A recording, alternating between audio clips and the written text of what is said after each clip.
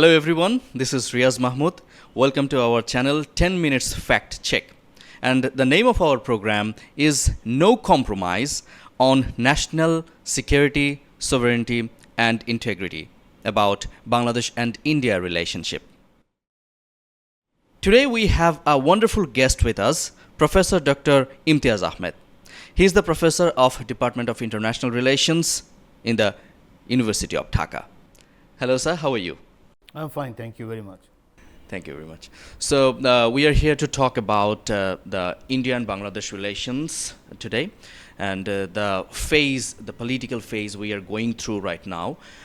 We have some questions to ask you. We would love to know your opinions on them.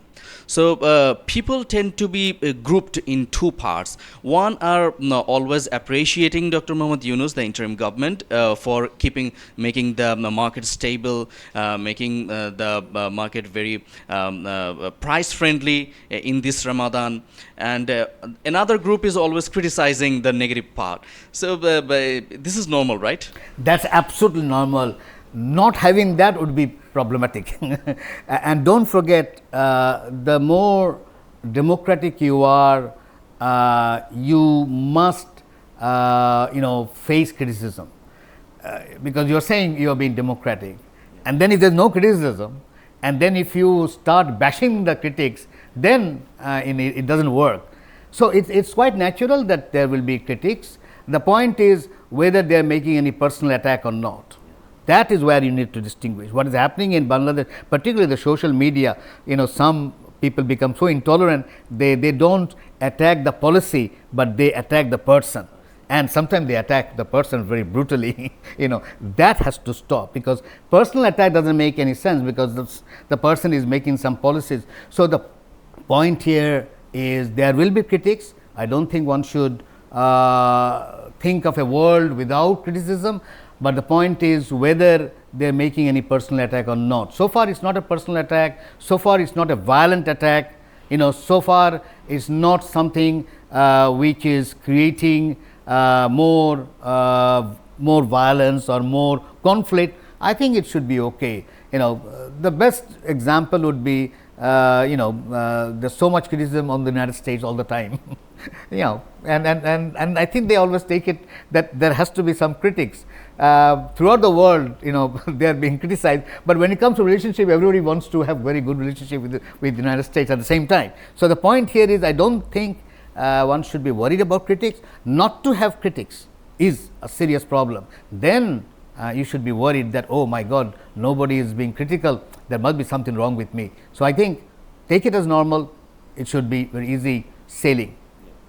Since we have been talking about the relationship between India and Bangladesh, so you have seen Bangladesh for a long time. You have been passing a tremendous journey in Bangladesh. So how do you dream the relationship between Bangladesh and India? Well, keep in mind that both the countries are part of an old civilization. Bengal is a very old civilization.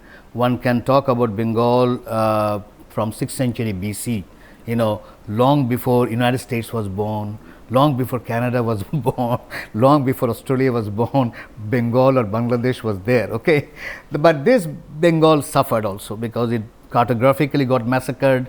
Bengal got small, West Bengal, Assam, Bihar, Orissa, we got divided, because when we talk about Bengal, it is always Bengal, Bihar and Orissa. That's the historical definition of Greater Bengal. But that got divided, but still we survived. Poet Shamsur Rahman has a fantastic line. Let me say that in Bangla first. Ekhono dariye achi e amar ek dhoroner ahonkar. That I am standing is my pride. So I take that pride. I think there has to be, you can't have a smooth riding throughout. No country had that had a smooth riding all through. Impossible. Look at all the countries, they had ups and downs. So in the context of Bangladesh, India, we are having ups and downs relationship. I think India has to understand that Bangladesh is a sovereign country born out of bloodshed back in 1971, a lot of sacrifice. And so the relationship should be on a basis of, as I would say, a kind of a balance. Now, there I think there are problems with Indian policymakers, some Indian policymakers, because in India's understanding of South Asia, they either have Pakistan in their mind or they have Bhutan in their mind. Okay, so nothing in between. Bangladesh was something in between, but then they tried to make too much of it. In fact, they wanted everything out of it. That balance has to be restored. I think there is, something else other than being Pakistan, other than being Bhutan. That is where I think Delhi policymakers must mature. That is what I say. They have to mature. Whether they would do that or not, I think their foreign secretary came to Bangladesh and pointed out that we are going to have people-to-people relationship.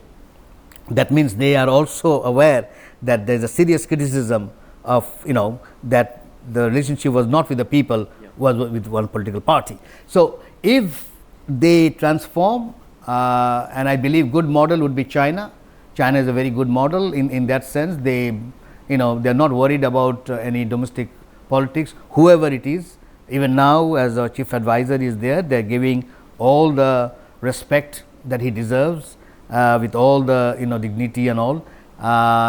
If somebody else was there in power, they would have done the same thing. I think that's a good model, because in that assures people also that yes, countries can be different, but and each country has its own path to development and to the future, whatever that country is doing. But to make everything conflictual, or that you have to do it in my way, that is, I don't think, a way it works. So, if stability, if there can be a balance and harmony, I believe Bangladesh would welcome that. But if everything is done on the basis of whether it's big brother or big sister, then we have a serious problem. So, I believe there are lessons for India this time. Hopefully, they will also rectify the kind of policies they were doing in the previous 2 decades or 3 decades or even earlier. So, listeners, we have been through a beautiful session with Professor Dr. Imtiaz Ahmed, and we hope this discussion, this session, the opinions we received from him is satisfactory to you, and let's dream for a better Bangladesh. Right? Thank you. Thank you, sir. Thank you for being with us.